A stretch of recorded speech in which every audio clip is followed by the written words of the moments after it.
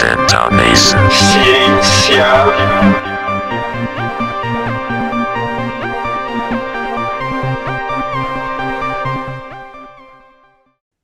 Olá, sejam bem-vindos ao Sintonize Ciência, um podcast de divulgação científica para entusiastas da ciência, estudantes curiosos ou simplesmente para pessoas que buscam compreender melhor o mundo ao seu redor. Eu sou Márcia, tenho 46 anos, sou da cidade de Olinda. Eu sou Rayane, tenho 18 anos e sou da cidade de Bom Jardim. Neste primeiro episódio, queremos discutir um assunto bastante comentado no momento e que tem repercutido bastante nas redes e na sociedade brasileira. Exatamente, Márcia. Hoje discutiremos sobre o desastre envolvendo a Braskem e o afundamento do solo de uma das suas minas em Maceió. Trataremos do contexto histórico envolvendo a implantação dessa petroquímica no estado de Alagoas e o significado do termo salgema, bem como é realizada a sua extração e as consequências dessa atividade para o meio ambiente e para a população local. Preparem-se para mergulhar nas profundezas desse assunto e entender melhor como ele afeta a vida de milhares de pessoas na região. Os dados que obtivemos de diversas fontes tratam da exploração do salgema a partir dos anos 70, na ditadura militar, durante o governo Médici, o presidente do Brasil naquela época, que liderou a extração em áreas subterrâneas de Maceió no contexto do milagre econômico brasileiro, período de alto desenvolvimento econômico no país. Isso, Rayane. Os dados nos informam que a reserva de salgema em Maceió foi descoberta em 1943, quando se buscava poços de petróleo na região. E, na época, os movimentos sociais e a imprensa local já criticavam essa atividade, de forma indiscriminada e sem o estudo adequado de seus impactos e resultados. Entretanto, Márcia, os críticos dessa atividade foram alvo da repressão dos militares por supostamente serem uma ameaça contra a atividade industrial do país. Em paralelo, o governo e os militares ignoravam esses avisos dos riscos da mineração no local, e a empresa Braskem abastecia políticos da região com financiamento de campanha. E como consequência disso, 31 anos depois, a empresa acabaria destruindo 5 bairros da cidade, no maior desastre ambiental urbano da história do Brasil. Entender esse contexto histórico é importante para a gente perceber que a ciência, política, história, cultura, ocupação das cidades e várias outras áreas do conhecimento estão entrelaçadas. E na realidade que é posta para as pessoas, compõe o cenário social e político a partir das decisões tomadas. É isso mesmo, Rayane. Mas veja, a gente falou aqui do salgema, mas afinal, o que é isso? Para que ele serve? Que importância ele teve naquele contexto histórico para a cidade e sua economia? Vamos lá. É importante sabermos que tudo que se chama gema é minério. Daí, o salgema ser o minério de sal, ou seja, é um minério de cloreto de sódio que a gente usa todos os dias como sal de cozinha. Diferente do sal de cozinha, que em sua maior parte é produzido a partir da evaporação da água salgada do oceano, o salgema é o sal que é encontrado em depósitos subterrâneos, é usado na indústria química, em diversas aplicações, e é retirado dessas rochas a mais de 1.000 metros de profundidade, o equivalente aproximadamente a um prédio de 39 andares. É interessante a gente ver que o salgema pode ser utilizado para a produção de soda cáustica, bicarbonato de sódio, sabão, detergente, pasta de dente e até mesmo na fabricação de PVC, que é um tipo de plástico com características únicas e grande versatilidade. E é importante a gente dizer que o principal interesse da mineradora Braskem em Maceió era esse: produzir PVC, já que ela é uma grande produtora do PVC no Brasil e no mundo. Como a Braskem retirava esses blocos de salgema? Como toda essa tragédia foi sendo construída por causa da extração do sal naquela localidade? A Braskem fazia o seguinte: ela escavava túneis em regiões profundas onde o salgema se encontrava, utilizava água para dissolvê-lo e bombeando esse material para a superfície. Mas o que tínhamos ali era a criação de túneis subterrâneos em áreas já ocupadas por uma população. Então, Para não ficar o espaço vazio produzido por esses túneis, a Braskem deveria preencher esses espaços com areia, o que não foi feito, criando com uma situação de muita instabilidade nos solos, já que nesses locais existiam edificações pesadas como casas, prédios e avenidas, além da passagem de máquinas, tratores e ônibus. Como agravante, Márcia, ainda temos a abertura de 35 minas no subsolo de Maceió, em uma área de falha geológica e na qual a extração do sal-algema deixou cavidades vazias que afundou 5 bairros: Pinheiro, Mutange, Bebedouro, Bom Parto e Farol. O cenário é realmente complicado. Os túneis subterrâneos não eram preenchidos com areia. A região era habitada e em 2018 os moradores começaram a sentir tremores de terra e ver rachaduras em suas casas. Por causa disso, o Serviço Geológico do Brasil investigou essa situação na localidade e concluiu que a mineração do sal-algema pela Braskem era a responsável por esse problema. Por isso, as licenças ambientais da empresa foram canceladas, o que acarretou o encerramento das operações dela em novembro de 2019.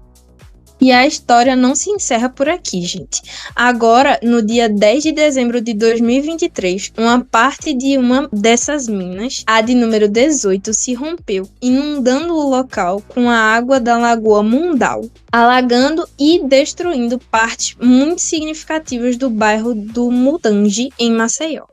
E como a previsão do afundamento já era esperada, Rayane, os moradores do local já tinham sido evacuados em dias anteriores e a tragédia teve apenas impactos materiais e ambientais, sem vítimas fatais. Vamos falar com o nosso convidado de hoje, que é o professor Dilson Ferreira. Ele é professor universitário, arquiteto urbanista e gestor de infraestrutura. E vai falar sobre os possíveis cenários previstos para a região a partir do afundamento da mina 18 em Maceió. Olá, professor Dilson. Muito obrigada por se juntar a nós e fique à vontade para compartilhar seu conhecimento conosco. Gostaríamos de iniciar essa conversa perguntando como você equilibra as responsabilidades de ser professor universitário, arquiteto urbanista e gestor de inúmeras obras e projetos, e de que maneira essas áreas se complementam em sua vida profissional. Inicialmente, eu gostaria de agradecer a participação, tá? É um prazer estar contribuindo, né, com vocês aqui nesse grande projeto. Mas é o seguinte, você ser professor, gestor, você ser urbanista, né, arquiteto, é uma coisa assim que na minha vida surgiu de... Porque meu pai, na verdade, assim, é meio que hereditário o negócio, né? Meu pai veio do mercado imobiliário, tem família, né? Estava até falando, né, que eu conheço aí sou pernambucano, conheço a região toda do sertão, e tinha famílias no sertão, né, que trabalhavam também com obras, né? E aí o que acontece? Acabou que me estimulou a fazer arquitetura, mas o fato de ser arquiteto me fez iniciar a vida profissional como corretor de imóveis, você acredita? Eu era corretor de imóveis, né? Fiz faculdade de arquitetura, me formei, fiz mestrado em meio ambiente na época, em 2001 mais ou menos, né? E comecei trabalhando com aeroportos, né? O aeroporto de Recife, Salvador, Maceió, né, Manaus e outros eu participei. E aí eu começo minha vida, na verdade, como corretor, depois viro professor e profissional da área de infraestrutura e sigo minha vida nesse roteiro aí. E aí vou parar em São Paulo. Em São Paulo eu trabalho com diversas obras, com meio ambiente, faço doutorado na área de meio ambiente na Federal do ABC, né? E depois retorno para a universidade como professor já, aqui na Federal de Alagoas. E a minha vida, uma síntese é isso aí, tá? Mas assim, a rotina, né, de estar atuando em diversas áreas, né, para mim é gratificante, porque a gente consegue trazer para dentro da academia aquilo que a gente aprende no mercado, tanto os erros quanto os acertos. E ao mesmo tempo, assim, a experiência de ter diversas obras no currículo me fez, quando chegou na universidade, ser professor e ser gestor também, né? Então a gente sabe que na universidade a gente tem lá ensino, pesquisa, extensão e gestão. Então eu acabei sendo pró-reitor de infraestrutura 2 vezes na universidade, tá? De 2016 até aproximadamente o começo da pandemia. Continuo com obras, com projetos dentro da universidade, continuo dando aula, continuo na pós-graduação e contribuo também com os movimentos sociais, né, com associações, como é o caso dos movimentos, né, o movimento unificado das vítimas da Braskem. Então, assim, é uma correria, porque se demanda muito tempo. A minha vida é isso, e as pessoas, né, acaba que a gente, como está muito próximo e se coloca para a população, e é professor universitário, traz também um pouco dessa, uma certa autoridade para a gente poder falar, muitas vezes com diversos segmentos da sociedade. E aí faz com que a gente, de certa forma, esteja mais exposto, esteja mais aberto, poder contribuir. Então, a vida é uma correria, né? É uma correria muito grande, mas a gente vai equilibrando. Professor, falando um pouco sobre o caso da Braskem, quais os possíveis cenários previstos para aquela região a partir dos afundamentos da mina 18 em Maceió? Eu gosto de fazer esse histórico sempre, tá?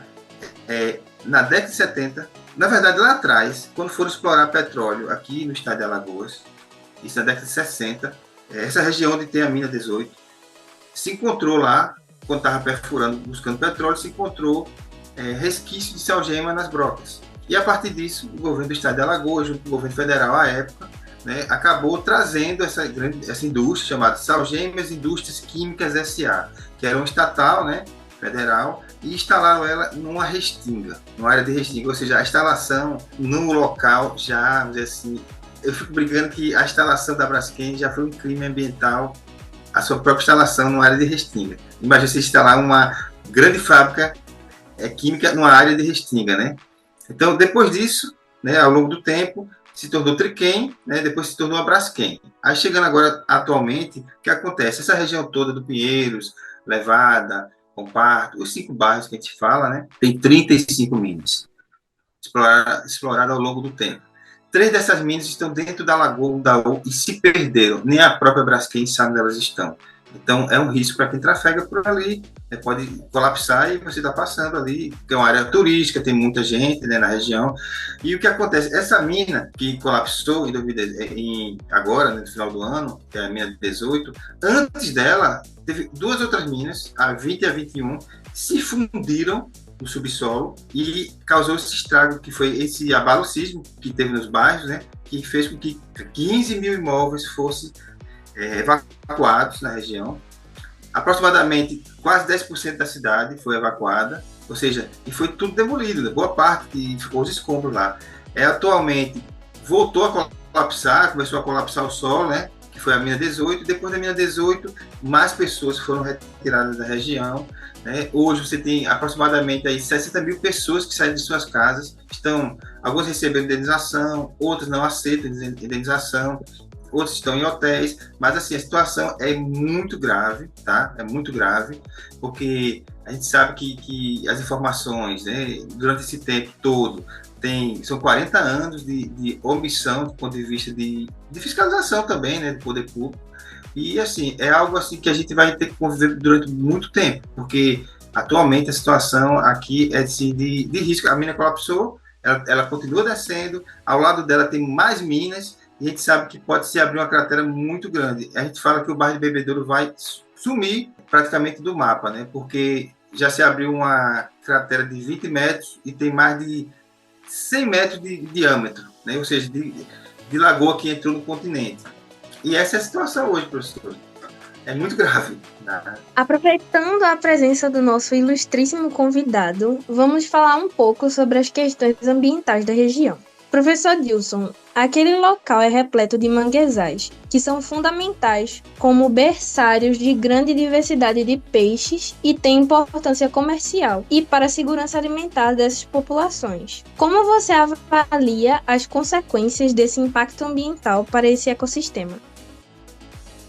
Bem, essa região toda, ela faz parte que é o Complexo Lagunar Mundaú-Manguaba, tá? São 2 lagoas gigantescas. Se tem ideia, a Lagoa Mundaú, que é essa lagoa onde está a mina 18, ela tem 23 quilômetros quadrados de extensão. Ela é enorme, tá? É muito grande. O outro lado também, você tem a Lagoa Mundaú, que ela se conecta num grande estuário, que é o Complexo Lagunar Mundaú-Manguaba, que a gente chama de CELM, CELMM. Ele está entre os 3 a 4 maiores biomas, né, de mangue do Brasil, ou seja, são uma das maiores lagoas do Brasil. você tem ideia, ao longo disso você tem aproximadamente 13 municípios que estão na borda dessas lagoas, né? Ou seja, não é só Maceió, né? Tem vários outros municípios que estão na borda. Então, é muita gente, né? É uma região metropolitana totalmente ao redor dessas lagoas, tá? Existe muito mangue, né? Existe muita pressão imobiliária nessa região, porque tem loteamentos que estão sendo feitos, aterrando mangue e tudo mais.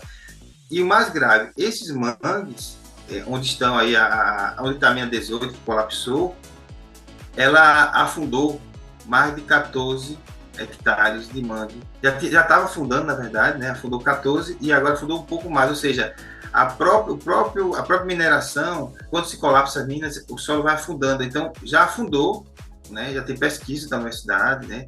A Neirivane Nunes, que é uma bióloga, né? Detectou que 14 hectares de mangue sumiram, submergiram na água, né? E tem mais, qual o impacto ambiental? O que acontece com essas minas? Essa mina, como é salgema pura, de alta pureza, ou seja, salgema é sal, né? É sal em pedra, tá? O que acontece? Quando entrou água na mina, e agora teve a semana passada, teve uma mortandade de peixes, estão investigando se tem relação ou não, tá? Quando a água entrou nesse grande buraco, agora imagina, gente, é um buraco que estava previsto mais de 330 milhões de litros de água podia entrar dentro dessa mina. Só na mina 18, tá? Não se sabe se entrou essa quantidade de água dentro. E essa água se misturar com o sal que está lá embaixo. Isso pode subir, e aí teve uma mortandade grande de peixes, vocês podem pesquisar, semana passada é isso. Eles estão investigando, a universidade fez alguns testes, vai sair o resultado desses dias. Pode aumentar a salinidade da Lagoa Mundaú e começar a impactar todo o ecossistema. Então, assim, o sururu, que é o que gera, né, renda e que alimenta essas populações, pode sumir, já vem sumindo em vários lugares, a lagoa está assoreada. Então, assim, existem vários impactos ambientais gravíssimos que podem ocorrer em decorrência dessa mineração e do colapso dessas minas. Agora, imagina que você tem uma mina só que pode ter causado essa mortandade. Agora, imagina as outras minas, que a tendência natural é que essas minas, elas venham a colapsar, né, se não tiver uma mitigação. E aí, qual é a mitigação que a Braskem está pensando, né, e que a Agência Nacional de Mineração propôs? Injeção de areia com água dentro das minas. A gente tem minas, eles não sabem o tamanho, né, dessas minas lá embaixo, então não sabe a quantidade de areia que se pode colocar, né? E detalhe, aqui tem uma região no litoral norte, no litoral sul, na verdade, em Marechal Deodoro, tem uma ilha chamada Ilha de Santa Rita, que também tem muita areia, né, tem uma área de restinga. Foi detectado que a própria Braskem estava extraindo a areia dessa região para injetar nas minas, ou seja, estava criando mais um crime ambiental, ou seja, está tirando areia de uma área de preservação para injetar dentro das minas. Então, tem esse impacto também. Então, assim, qualquer que seja a mitigação vai gerar impacto. Então, hoje estão estudando as possibilidades que vai fazer. Existe também possibilidade de fazer um grande parque nessa região, mas a gente não sabe realmente, a gente não tem ainda clareza do que pode ocorrer caso venha colapsar outras minas. A tendência é que amplie a salinidade da Lagoa Mundaú, e aí sim você pode ter um impacto sim, em todo o ecossistema. Hoje já existe impacto porque está afundando o solo e está matando todos os mangues, né, da região. Eu queria fazer mais uma pergunta ao nosso convidado. Como você considera a resposta das autoridades para todo esse impacto humano e ambiental nessas comunidades? Isso é uma crítica muito grande que as pessoas fazem aqui em Maceió, tá? Porque, para quem lê o acordo, o que é que acontece? Quando teve essa subsidência do solo, lá em 2018, com essas duas minas, né, que eu falei, né, que elas se fundiram, gerou aquele sismo na região e rachou um monte de casa e 14 mil imóveis foram retirados, né? Assim, as pessoas foram evacuar a região. Se fez um acordo da Braskem com essas vítimas, né? E para poder ressarcir. Alguns imóveis foram bem ressarcidos, outros não. Existem várias críticas. Existe uma ação civil pública dentro, né, da Defensoria Pública aqui do Estado, pedindo maiores reparações para essas pessoas. Esse acordo foi feito com o Ministério Público, foi feito com a Defensoria Pública e foi feito com a Braskem e a Prefeitura. Foi o primeiro acordo esse, tá? Esse foi o primeiro acordo que foi feito em 2018. Posteriormente, com a vitória do atual prefeito de Maceió, conhecido aqui como JHC, que é João Henrique Caldas, ele fez um outro acordo, né, um segundo acordo, e aí é onde vem a crítica né, das pessoas, da população, fez um segundo acordo, passando essa área todinha que foi, vamos dizer assim, evacuada para a Braskem, ou seja, é como se a Braskem tivesse comprado, né, esses 5 bairros, olha o absurdo, né? Tivesse comprado esses 5 bairros, e a maior crítica hoje, né, da população é que foi feita uma negociação que para muitos foi vantajosa, para outros não foi, porque imagina as pessoas que moravam mais humildes, eles queriam pagar R$25 mil na casa da pessoa, né? Então, existe uma comunidade hoje, são várias comunidades, professor, várias comunidades aqui. Então, muitas pessoas aceitaram o acordo, saíram, gente que tinham casas grandes, que tinham um valor maior, saíram, mas aquelas pessoas que tinham, o cara que vendia água mineral nas portas da sua casa, ele tem que ser ressarcido pelo imóvel e pelo negócio. Então, assim, existe uma briga jurídica enorme, tá? Com diversas ações que estão acontecendo, e o pior, existe uma comunidade chamada Comunidade dos Flechais, são as pessoas que estão lá no fundo, lá no, assim, mais isolado possível, porque só para vocês entenderem como é que é a situação. Imagina você ter um bairro conectado com o centro da cidade, esse bairro, de repente, ele some, praticamente porque ele teve que evacuar e teve que demolir todas essas casas. Depois desse bairro tem outro bairro, esse outro bairro ficou isolado, porque de um lado é lagoa, do outro lado é mata, e do outro lado era esse bairro que foi, vamos dizer assim, que é o Bebedouro, que é onde está a mina, né? Foi, vamos dizer assim, tirado do mapa praticamente. Então as pessoas estão isoladas no fundo e estão pedindo realocação. Essas pessoas não estão dentro do mapa de risco, porque, segundo alegam, né, a Defesa Civil, de que essas pessoas não estão em risco geológico, mas elas estão em ilhamento social, professor, estão isoladas, totalmente ilhadas. E aí a universidade, diversos especialistas fizeram vários laudos para a Defensoria Pública, embasando que existe ilhamento social, ilhamento socio-urbanístico, para tirar essas pessoas. Então, hoje, a situação é essa. Então, assim, existe sim, por parte das vítimas, alegando que há uma omissão, sim, do poder público, tá?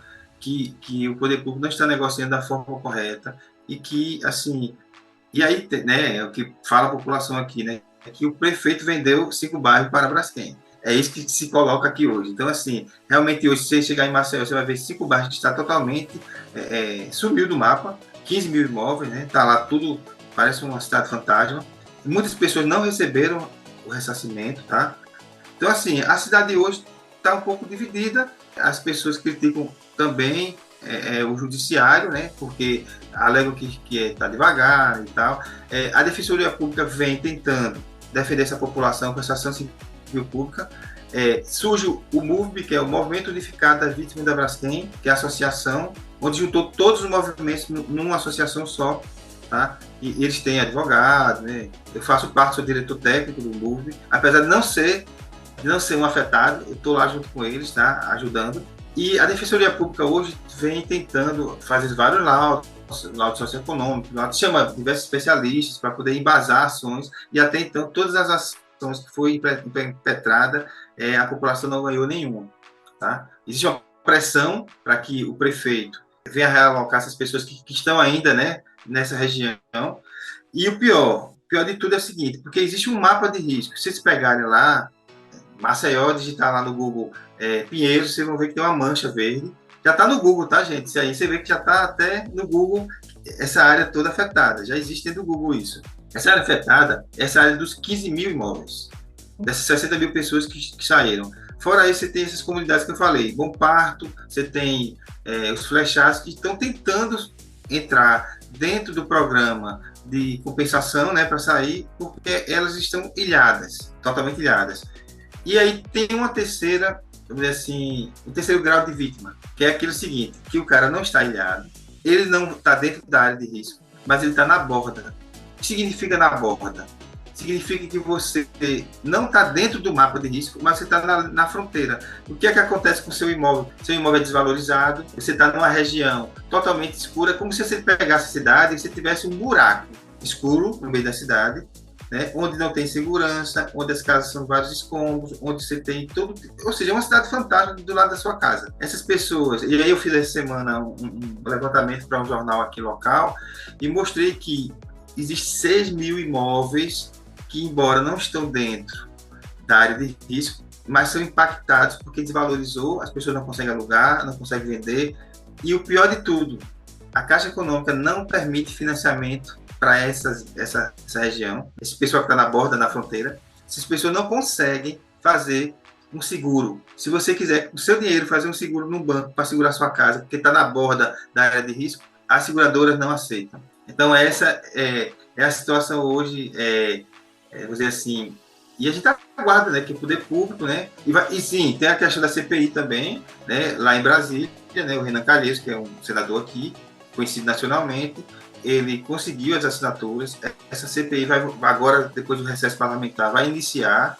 Aqui em Maceió, os vereadores, tem 25 vereadores, né, dos 25 vereadores, só 7 assinaram uma comissão parlamentar de inquérito local, os outros não assinaram. Então, e aí a população diz que eles estão do lado da Braskem. Então, assim, existe hoje uma cidade dividida em Maceió, do ponto de vista de alguns acharem que está tudo sendo resolvido e outros, né, estarem aí no prejuízo. Então, é bem grave a situação, professor. Por fim, professor Dilson, quais lições podem ser aprendidas com o caso da Braskem aí em Maceió para evitar situações semelhantes em outras regiões? Bem, eu quero voltar de novo à história, tá? Que eu gosto muito de voltar na história, né? Para contar, né, o que aconteceu. Se tem ideia, essa região dos 5 bairros, essa região onde colapsou a mina 18, ela tem uma estimativa geológica de 0,5 bilhões de toneladas de salgema. Ou seja, 0,5 bilhões, ou seja, 500 bilhões de toneladas de salgema dessa região. E não foi explorado tudo ainda, né? Boa parte. Existe aqui em Maceió uma outra região que tem 20 bilhões de toneladas de salgema. Significa 40 vezes mais salgema do que essa região que foi afetada. E hoje já existem estudos da salgema, da Braskem. Eu chamo salgema, gente, é porque eu volto ao passado, que o nome era salgema, o nome da indústria, tá? Salgema, depois Triquem e Braskem. E aí, voltando lá atrás, existem estudos, já hoje, no momento, já foi até veiculado na mídia aqui local, de que a salgema já pediu, nessas regiões, a extração. Então, assim, o que acontece? Pode ser que se repita, eles vão acabar com a mineração aqui e tentem fazer nessa região, que é a região que a gente chama de indo para o litoral norte, né? Que é a região de Barra Santo Antônio e Paripueira, uma cidade que tem aqui próximo, tá? Então, o que é que acontece? Do ponto de vista vamos dizer assim, do que a gente poderia evitar, né? Como é que a gente poderia evitar isso? Eu acredito que qualquer tipo de mineração em área urbana, isso aí, né, é consenso internacional, até porque tem diversos casos no mundo inteiro, né, de extrações em áreas urbanas que tem sim subsidência do solo, né, o solo desce, tem problemas graves. Eu acho assim que em nenhum local onde tenha extração de mineração no subsolo pode ter comunidades ao lado. Então, o maior erro que cometeram foi ter extraído salgema na área urbana. Esse é o primeiro erro. O segundo erro é que se passou 40 anos de extração, de renovação de licença, sem uma transparência pública, sem que as pessoas tivessem acesso a esses dados. Hoje, passou 40 anos, querem voltar ao passado e ninguém tem os dados. Ninguém sabe o que aconteceu, ninguém sabe como é que está lá essa região, né? Então, assim, o maior erro foi também do poder público, que não investigou e não monitorou durante todo esse tempo essas minas, né? E aí tem aquela briga aqui do município, estado, a culpa é do estado, a culpa é do município, a culpa é do governo federal. Então você tem essa briga, né, interna aqui. Então eu acredito que o que fica de lição, que não se extrai nunca, né, não deveria se extrair nunca, por mais que seja riqueza mineral, se extrair em área urbana qualquer tipo de minério, tá? Nenhum. Principalmente sal no subsolo, que a gente sabe que pode descer o solo. Existem crateras na Bahia, por extração de salgema, que mostram que cedeu e realmente é um problema. A segunda questão é que tem que ter, mesmo que haja extração em áreas que não são urbanas, tem que ter um monitoramento constante, porque nós já temos diversos acidentes ambientais de mineração no Brasil, Brumadinho, né, Minas Gerais, né, Mariana. Então, na verdade, quando se acontece um acidente desse, gente, não é algo que aconteceu do nada. É uma sucessão de problemas que foram se acumulando, de omissões de diversas instâncias, né? Tanto técnica, tanto do ponto de vista político, tanto do ponto de vista ambiental, né?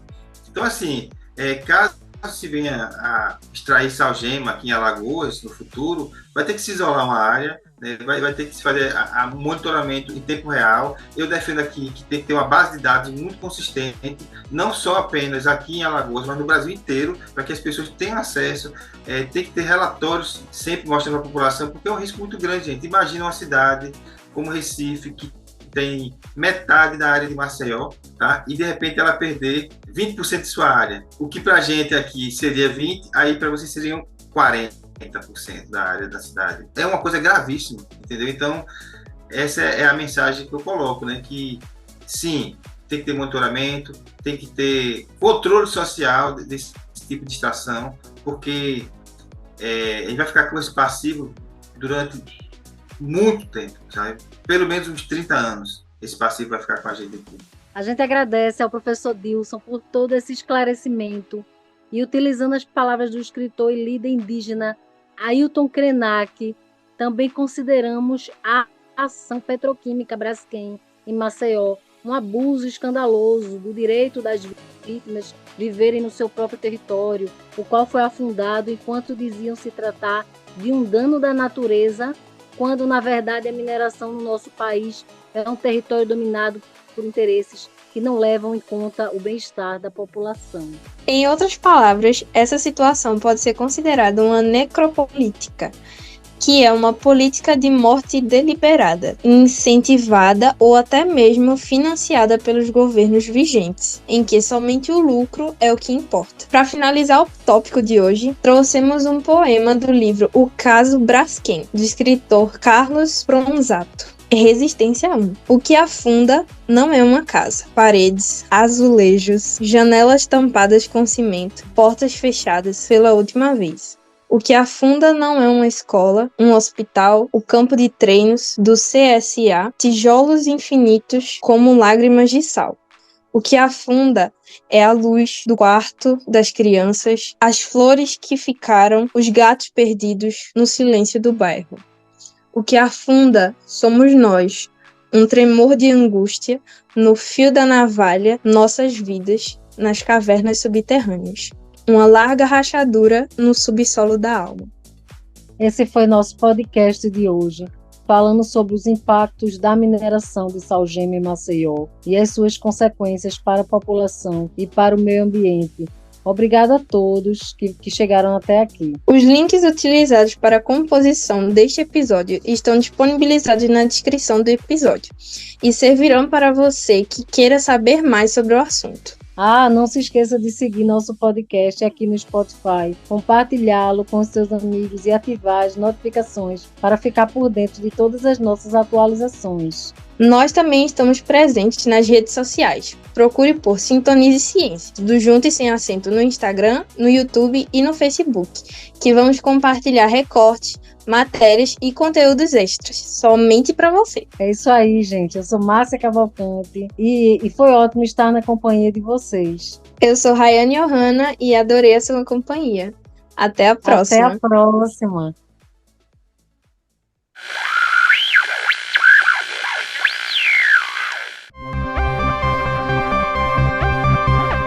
Sintonize Ciência.